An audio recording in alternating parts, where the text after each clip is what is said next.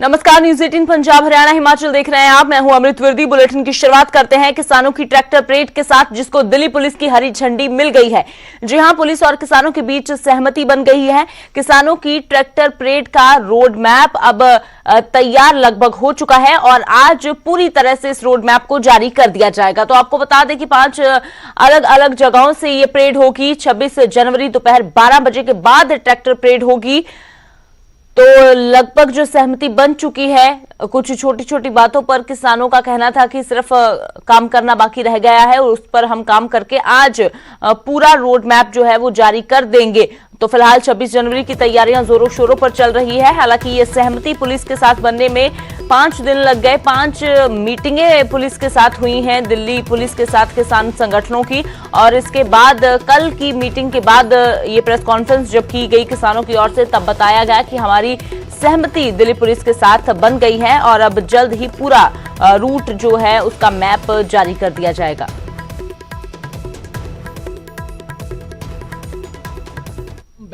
छब्बीस तारीख को गणतंत्र दिवस पे किसान गणतंत्र दिवस परेड करेगा। इस देश में पहली बार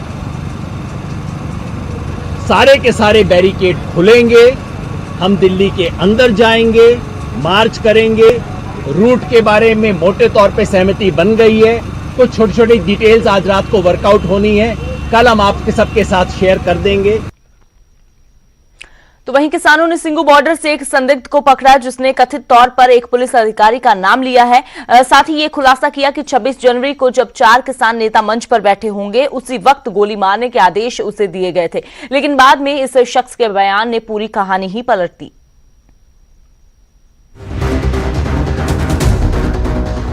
शुक्रवार की शाम बातचीत पर ब्रेक लगी तो रात के अंधेरे में किसानों ने एक सनसनीखेज दावा कर दिया।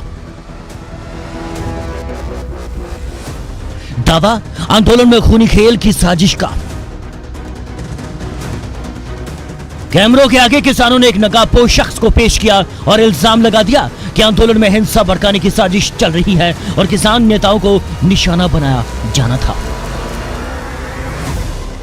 हमें 26 तारीख को सभी आगे बढ़ते हैं तो पहले तो हवा में फायरिंग होगी, दूसरी अगर नहीं रुकते तो इनके पीछे जो हमारे लड़के हैं वो फायर करेंगे सर। रात को यह दावा था, मगर कुछ घंटों में ही दावा सर के बल पलट गया। 2 शख्स नकाब के पीछे से साजिश की कहानी बयां कर रहे थे। उसने किसान संगठनों को ही कटघरे में खड़ा कर दिया। किसानों का दावा था कि यह शख्स हिंसा भड़काने की फिराक में थे, मगर ताजा बयान में इस शख्स ने पूरी कहानी ही पलट दी। फिर उन्होंने मुझे मारने के बाद फिर उन्होंने खाना वाना खिलाया। उन्होंने फिर ये कहा हम जैसे जैसे बोलेंगे वैसे वैसे तुझे बोलना है। फिर उन्होंने मुझे रात को मारने के बाद दारू पिलाई। उन्होंने फिर मेरे से वीडियो बनाई। फिर अगले दिन जैसे मैं उठा, उन्होंने मुझे ये बताया कि हमने तो उसको मार दिया, अब तेरे को छूटना है नहीं छूटना। फिर उन्होंने मुझे ये कहा कि जैसा हम बोलेंगे वैसा करना है तुझे। आरोपी शख्स सोनीपत के ही राड़थाना गांव का है, जिसने किसानों के सामने तो साजिश रचने का दावा किया, मगर बाद में सुर पूरी तरह से बदल लिए। इल्जाम ये लगा दिए कि रात को जो कुछ हुआ, कहा वो सब दबाव में था। उन्होंने मुझे लेके गए। उन्होंने फिर मुझे कैंप में ले जाके उन्होंने पहले मुझे मारा, काफ़ी मारा, पैंट वैंट उतार के काफ़ी मारा। फिर मुझे ट्रॉली में उल्टा लटका के बेल्टों से मारा। फिर उन्होंने अगले दिन उन्होंने मेरे से ये कहा जो हम बोलेंगे वो करेगा। मैंने कहा ठीक है सर। अब इस शख्स के एक किस दावे पर एतबार किया जाए, जो रात के अंधेरे में कहा था जो अब कहा जा रहा है, क्योंकि दावा कोई भी सच निकले उसका सीधा कनेक्शन मौजूदा आंदोलन से ही है और फिलहाल पुलिस यही तलाशने की कोशिश में है। Bureau report, news 18।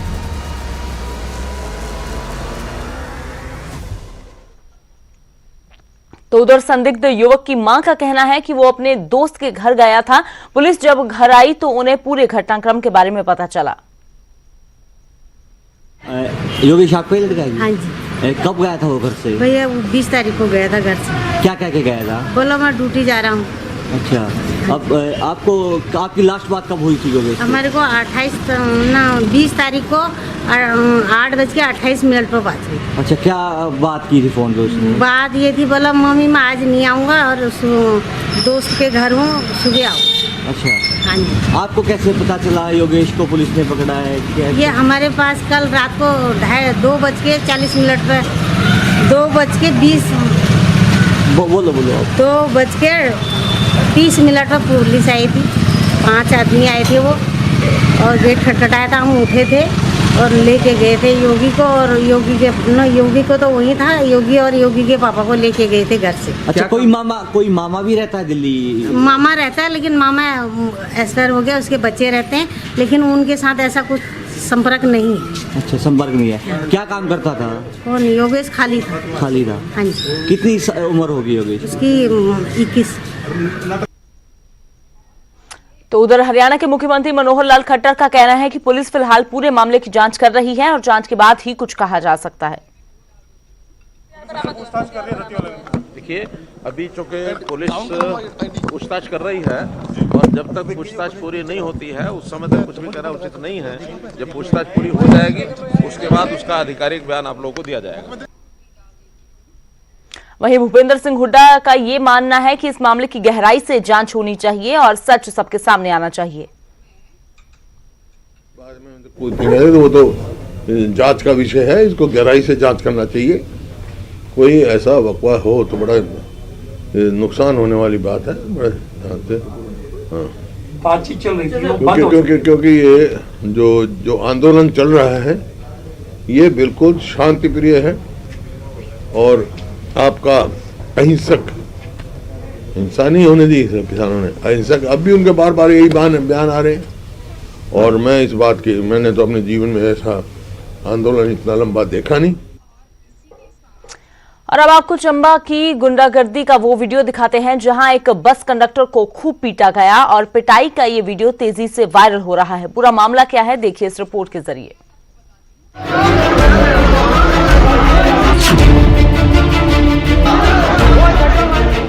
इंसान की शक्ल में कुछ लोग क्या बन चुके हैं, इन तस्वीरों में हम आज आपको दिखाने जा रहे हैं। जिन्हें गुमान है अपने इंसान होने का, इन तस्वीरों में दिखाने जा रहे हैं। लगभग 100 के करीब आदमियों में घिरा हुआ एक और आदमी, और आदमियों की सोच और आदमी का हौसला सब दिखाएंगे। देखना भी लाजमी है आदमियों को, देवभूमि हिमाचल वालों को।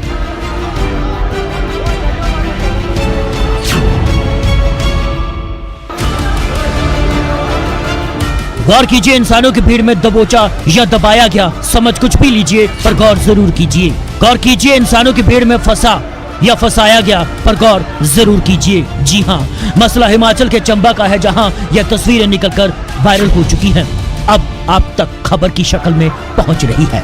यहाँ मौजूद ये सारे इंसान जिन्होंने इस शख्स को घेरा हुआ है, जिन्होंने इस शख्स को दबोचा हुआ है, जिन्होंने इस शख्स को फंसाया हुआ है, और जिन्होंने इस शख्स का यह हाल कर दिया है, उसको भी देखिए।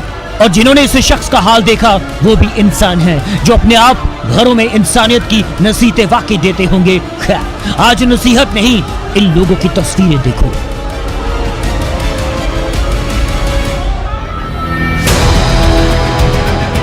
बता दें कि यह लड़ाई या कहो मारकुटाई या कहो भिड़ाई बस ड्राइवर कंडक्टरों की है। कहा जा रहा है कि इस भीड़ में घिरा हुआ ये शख्स प्राइवेट बस का कंडक्टर है, जिसने पहले सरकारी बस के ड्राइवर कंडक्टर के साथ कथित मारपीट की थी और बाद में इसके साथ मारपीट की गई। भाव ये हाल किया क्या, लीजिए देखिए तस्वीरें।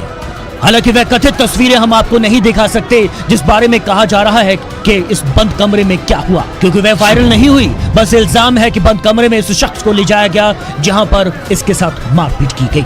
सो लिहाजा इल्जाम बाजियों का दौर दोनों तरफ से रहा, पर मामला कानून की चौखट पर जा पहुंचा है। देखना होगा कि इंसानों की भीड़ से निकलकर आई इन तस्वीरों पर कानून क्या कार्रवाई करता है। चंबा से हिम ठाकुर, न्यूज़ 18। वहीं ऊना में भी बीजेपी कार्यालय के बाहर जमकर हंगामा भरपा। पूरे घटनाक्रम के दौरान बीजेपी कार्यालय के बाहर जमकर गहमा गहमी हुई। क्यों यह हंगामा हुआ, देखिए इस रिपोर्ट के जरिए।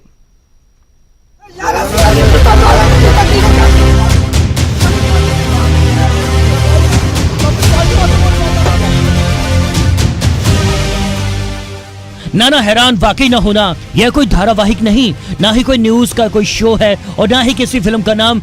यह है दिल का दर्द, रूह की भड़ास और पार्टी के प्रति गुस्सा या कहो रोष। बस जुबान पर आ गया भाजपा के एक वर्कर का कि पूछता है उन्ना। छोटे और बड़े अक्षरों में साफ लिख दिया, पूछता है उन्ना।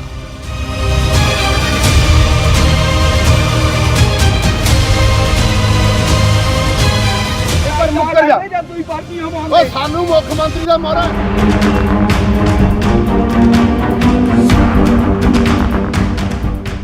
दरअसल कहानी इस कथन के साथ बिल्कुल मेल खाती है। पंजाबी में जुड़ती कहते हैं, पर कहानी सिर्फ इतनी ही नहीं, आगे भी और है। पूछने और पुछाने वाली बात या कहो उलांबा देने वाली बातें। पंजाबी जो लांबे कहते ने। भाजपा का वर्कर सड़क पर उतरा हो कुछ पूछने के लिए और जनता साथ न हो, ऐसे कैसे हो सकता है? जनता भी जुड़ी। बाकी तैन धरना भाई करना भी धरना देंगे बहुत।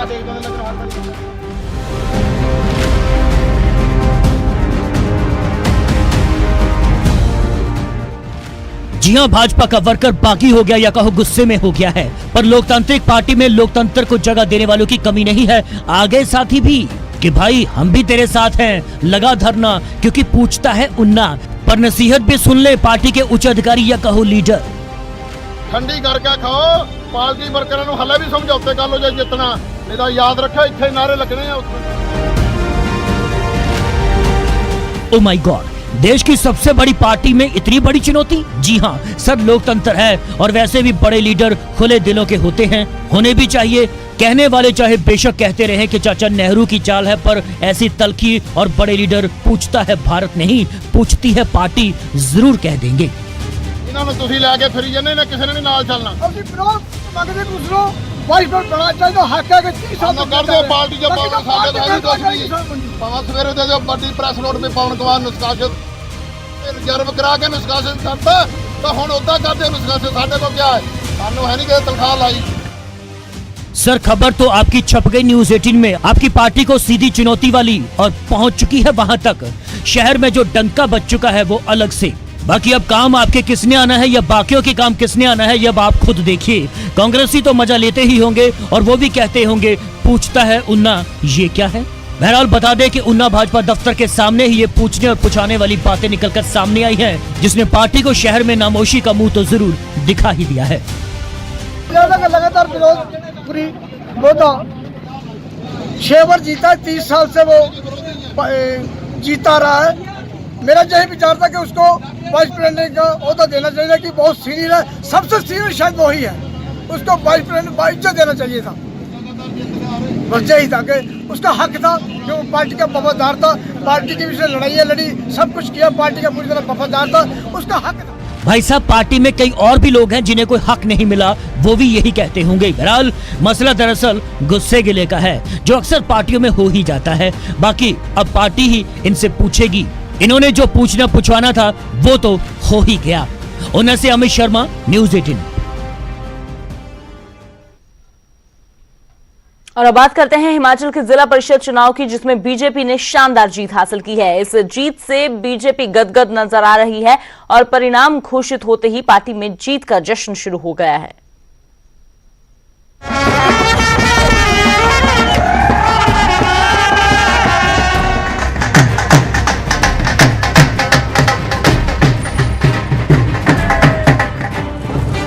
हिमाचल प्रदेश में जिला परिषद चुनाव के परिणाम में भाजपा को शानदार जीत मिली है।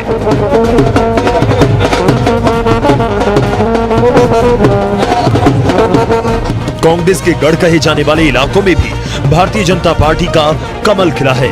पार्टी इस शानदार जीत से उत्साहित है।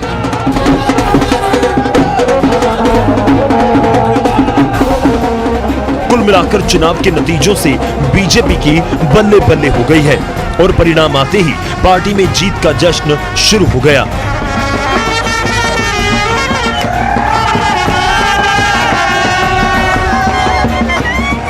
ग्राम पंचायतों के, नगर परिषदों के, नगर पंचायतों के, ब्लॉक डेवलपमेंट कमेटीज के और जिला परिषदों के चुनाव हुए, उसमें सब जगह भारतीय जनता पार्टी के लोग बहुमत में जीत करके आए।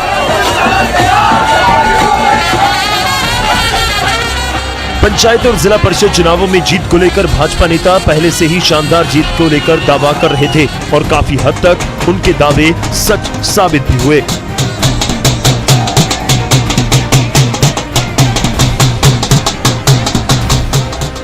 सीएम जयराम ठाकुर के गृह जिले में भी भाजपा ने बेहतर प्रदर्शन किया। दिलचस्प बात यह है कि नेता प्रतिपक्ष मुकेश अग्निहोत्री के विधानसभा हलके में 3 सीटें भाजपा ने जीत ली हैं, तो जयराम सरकार में कैबिनेट मंत्री वीरेंद्र कंवर के क्षेत्र में 3 में से 2 सीटें कांग्रेस ने झटक ली। कुल मिलाकर जिला परिषद चुनावों में भाजपा को मतदाताओं का भरपूर समर्थन मिला। बता दें कि लाहौल स्पीति जिले में जून महीने में चुनाव होने हैं।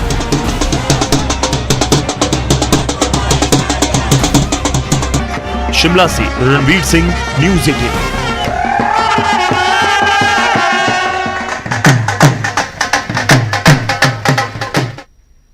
और अब बात करते हैं मौसम की मिजाज की। मौसम ने एक बार फिर से करवट ली है। पहाड़ों पर बर्फबारी से तापमान में भारी गिरावट दर्ज की गई है। हम आपको मनाली और लाहौल स्पीति की तस्वीरें दिखा रहे हैं, जहां हर तरफ जो बर्फ की सफेद चादर बिछी हुई नजर आ रही है। मौसम के बदलते मिजाज को देखते हुए प्रशासन भी अलर्ट पर हो गया है और खास तौर पर पर्यटकों से अपील की गई है कि वो ऊंचाई वाले इलाकों का रुख ना करें। मौसम विभाग ने अगले 24 घंटों तक मौसम खराब रहने की संभावना जताई है। लाहौल घाटी में रुक रुक कर बर्फबारी का दौर लगातार जारी है। तो तस्वीरें आप देख सकते हैं मनाली और लाहौल स्पीति की ये तस्वीरें आपको दिखा रहे हैं कि इस तरीके से ये अचानक हुई बर्फबारी ने हालांकि पर्यटकों को तो खुश कर दिया है, लेकिन स्थानीय लोगों के लिए मुश्किलें और भी बढ़ गई हैं। और अभी जो प्रशासन है वो लोगों से और पर्यटकों से अपील कर रहा है कि ज्यादा ऊंचाई वाले जो इलाके हैं वहां पर जाने से गुरेज करें, क्योंकि ऊपर ज्यादा बर्फबारी होने के कारण फिसलन भी ज्यादा हो जाती है। तो फिलहाल किस तरह का मिजाज है मौसम का जान लेते हैं। सचिन शर्मा हमारे सहयोगी मनाली से जुड़े हैं। तो सचिन, हालांकि कल लग ही रहा था कि मौसम बदलेगा, लेकिन अचानक से जो बर्फबारी हुई है इतनी तेजी से, फिलहाल किस तरह का मौसम का मिजाज है? जी हाँ अमृत, देखिए अगर मैं बात करूं अभी के मौसम तो फिलहाल जो मौसम यहाँ पर जो सुहावना हो चुका है और बर्फबारी का दौर भी अब थम चुका है, लेकिन ऊपरी क्षेत्रों में जिस तरह देर रात जो कल बर्फबारी हुई है तो कहीं ना कहीं उससे समूची घाटी ठंड की चपेट में आ चुकी है और अभी भी जो है ऊपरी क्षेत्रों में बर्फबारी का दौर जारी है। मैं कुछ तस्वीरें सबसे पहले दिखाना चाहूंगा। आप देखते हैं ठीक मेरे पीछे की जो तस्वीरें हैं वहां पर अभी भी जो है हल्की हल्की बर्फ यहाँ पे पड़ चुकी है और पहाड़ियों पर हल्की हल्की बर्फ वो यहाँ पे दिख रही है। हालांकि मौसम साफ हो चुका है, लेकिन तापमान में खासी गिरावट देखी जा रही है और मौसम विभाग की तरफ से जो है पहले यहाँ पर अलर्ट जारी किया गया था कि घाटी में जो है 2 दिनों तक जो है बर्फबारी होती है। उसी दौरान जो है बीते कल रात को जो काफी बर्फबारी यहाँ पर हुई है, जिससे समूची घाटी ठंड की चपेट में आ चुकी है। ऐसे में प्रशासन ने भी जो है सभी लोगों से यहाँ पर अपील की है कि खराब मौसम के दौरान कोई भी व्यक्ति ऊपरी क्षेत्रों का रुख जो है ना करे, क्योंकि खासकर बात करूं मैं यदि रोहतांग टनल व इसके आसपास के क्षेत्रों की, तो यहाँ पर जो है फिलहाल मौसम बिल्कुल जो खराब बना हुआ है। काफी ज्यादा बर्फबारी यहाँ पर हुई है और अभी जो है बर्फबारी का दौर यहाँ पर लगातार जारी है। हालांकि अब जिस तरह बर्फबारी का दौर बेशक यहाँ पे थम चुका है, लेकिन जो यहाँ पर जो सबसे बड़ी दिक्कत है वो यहाँ पर यह है कि अब जो हिमस्खलन आने का वो खतरा यहाँ पर बन चुका है, क्योंकि लगातार जो है जिस तरह लगातार बर्फबारी हो रही तो उसके बाद जो है काफी जगहों पर जो है जो बेशक 16 नाला से जो रोहतांग टनल के मध्य के जो क्षेत्र है वहां पर जो है लगातार जो है हिमस्खलन आने का खतरा बना हुआ है। ऐसे में जो है प्रशासन ने फिलहाल सभी वाहनों को जो है 16 नाला तक ही जाने की अनुमति दी है और इससे आगे जो है अभी किसी भी वाहन को यहाँ पर जाने की जो है बिल्कुल भी अनुमति यहाँ पर नहीं दी जा रही है। जी अमृत। बिल्कुल, क्योंकि जब ऐसा मौसम का मिजाज होता है तो सचिन जाहिर सी बात है कि फिसलन भी ज्यादा हो जाती है, तो ऐसे में एहतियात भी ज्यादा बरतने की जरूरत है। शुक्रिया फिलहाल ये तस्वीरें दर्शकों के साथ साझा करने के लिए।